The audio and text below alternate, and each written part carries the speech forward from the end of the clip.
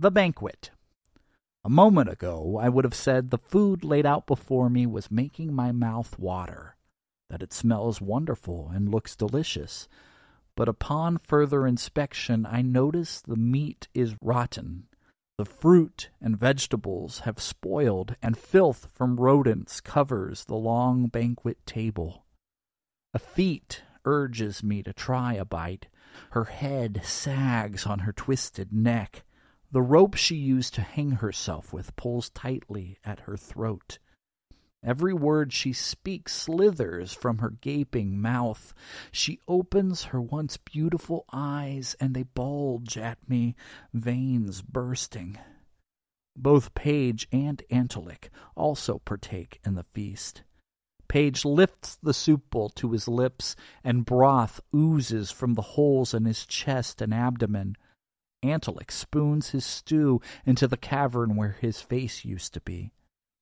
Despite the frailty of his shrunken form, Pop does not eat. He merely rattles and gasps and rocks in his chair. There are many more at this table, faces I once knew. A girl who was slain by a jealous suitor dips a finger into the frosting of a moldy cake. Another counselor from camp, killed in a horrible accident, sits several chairs far to my right. Mohammed's body feeds his head a slimy handful of bread. Nana sleeps with her face in her tainted pasta. Grandpa Limley takes tiny bites of everything, spitting out each mouthful in dissatisfaction. They all sit in uneasy fellowship and dine on their miserable meal. I search their faces. Castro, Nielsen, Tran, Gingerelli, Shank, Wilson, Steele, my brother, is not among them. What does this mean? I ask.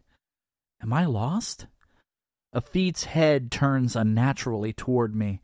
Her tongue flops from her mouth as she says, "You're here to join the feast." Paige wheezes, "It means you're one of us now. But no sweat, right, Doc? You've been dead for years." I push myself back from the table, hard.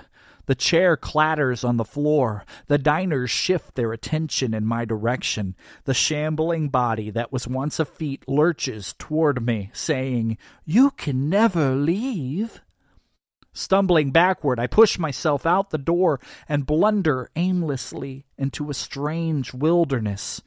The sky above me burns with red clouds. Embers drift from above. A stifling heat assaults my lungs. It feels like doomsday.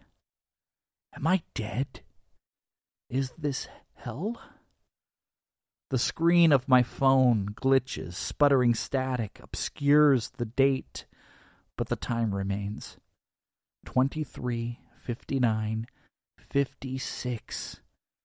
I hear whispers in the walls of the building I just escaped.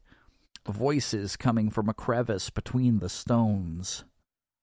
Come on, be straight with me, Paul. You have a problem with walking me down the aisle. Peeking through the crack, I spy Jen's wedding rehearsal.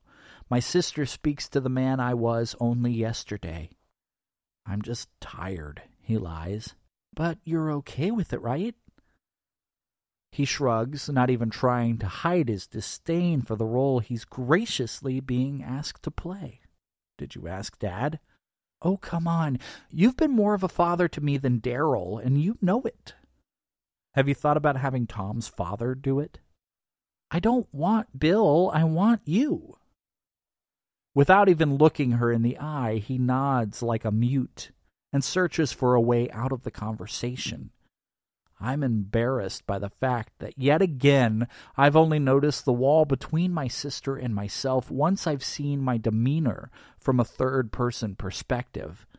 I can see her love and concern and can't ignore his unwarranted hostility. She's fighting a battle to connect with her big brother again, and the closer she gets, the more she's met with apathy. I back away from the wall as a molten fluid drips along the crack, fusing the stone together. The lava hisses and a new fissure appears. It's a view to the same event, but this time I'm watching Marilyn, Jen's maid of honor, speak with my wife. "Hey, you're Jen's sister-in-law, right? Maybe you can answer this question for me." What would you like to know?" "So, does Tom not have any friends or something? He doesn't have a best man. Who am I supposed to dance with at the reception?" Amaya looks around to see if anyone is close enough to overhear their conversation. Her initial surprise dissolves into a compassionate reproach. Jen's brother Chris was Tom's best friend. They're leaving the seat open in his honor. He was killed in Iraq. Marilyn burns with embarrassment. "Oh, I didn't know," she says, adding, "Poor Jen." I feel another tug at my sleeve. Noah stands before me. He says, "Daddy, I think I know where Mommy is." I follow him, anxious to keep him safe in this hellish landscape. But when he leads me to the banquet hall where the dead are sharing their feast, I freeze. Amaya isn't in there, is she? "Come on, Daddy, don't be afraid." Noah dashes inside. I prepare myself for the worst and follow him. Gone are the cobwebs and layers of filth. The room is alive, changed into the hall where Jen and Tom's reception is being held. Marilyn's voice is amplified by the DJ sound system. I turn my attention to her, just as she finishes her maid of honor speech and passes the microphone. Tom clears his throat and waits out an awkward beat before speaking to the crowd. As many of you know, Jen and I have had kind of an on-again, off-again thing for, about 14 years. Tom laughs, part from nervousness and part from the confession of such a long courtship, and then he's suddenly holding back tears. My best man couldn't be with us tonight. He gave his life fighting for our country.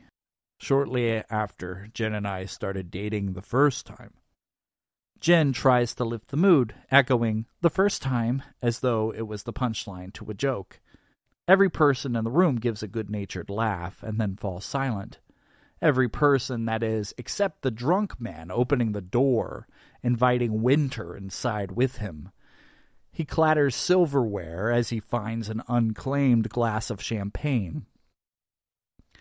I could have picked someone else for tonight, but it would have felt wrong. Chris was my childhood friend, bandmate, and the best man I've ever known. Tom clears his throat. I felt like I had a responsibility to get his permission before I pursued his sister with any kind of romantic intentions, so I wrote him, asking for his blessing. I'd like to read his response for you tonight. Anticipation builds as Tom reaches into his breast pocket and gingerly unfolds the yellowing paper. Dear Tom, so you want to date my kid sister? That's kind of surreal and frankly comes as a bit of a shock. I always thought you two hated each other. Even the drunk in the back laughs at this. He holds his glass in a brooding agreement as he waits impatiently for his next drink. Tom keeps reading. I remember a time when we were in elementary school together. You and I were in 5th grade, and Jen was a 1st grader. It was recess. Usually the two of us would be playing Army on the monkey bars, and Jen would be off playing house with Peter Ross. I don't think you and Jen had ever even spoken at this point. No, wait. There was this time when you came over to play. We were all coloring. Jen asked if she could borrow a white crayon, and you told her white crayons were a waste of wax. I guess you could say you two didn't exactly have an instant rapport. My mother is smiling, and I know it's because Chris had written this letter so vividly she can almost hear his voice. Anyway, I guess Peter Ross was sick because Jen asked us to play house with her. Your parents had just finalized their separation, and we all knew about it. For some of the other kids at school, our families were their first experience with divorce. Tom smiles and gives a bashful glance at the separate tables where his parents are sitting. Anyway, Jen was Mommy and you were Daddy. I think I ended up being the dog or something. Things were going along just fine until Jen wanted you to serve biscuits at her tea party. You told her they were poisoned and started convulsing on the ground. That was when Jen cited irreconcilable differences and asked you for a trial separation. Jen leads this chorus of laughter through her tears. Tom looks down at his beautiful bride, and while his reading had been valiant, this is where the dam breaks. Rallying himself, Tom continues, his voice quavering. Well, buddy, if you're serious, all I could say is this. I hope it goes better for you than it did last time. It shouldn't be too hard. Just make my sister happy. Serve her biscuits whenever she wants you to. Drink her tea without the histrionics and seizures. And this is the most important bit of advice I can give. For God's sake, don't knock her up. Returning the letter to the pocket nearest his heart, Tom wipes away a flood of tears. He holds his glass high and chokes out 2 words. To family. The wedding guests sip in quiet reflection. The drunk downs his glass and quickly refills it. For the first time in a long time, I don't feel like having a drink. Instead, I stare into one of the champagne flutes, watching as the bubbles rise and burst to the surface. This is yet another moment Chris should have been a part of, but couldn't be. This is yet another moment I should have been a part of, but chose not to be.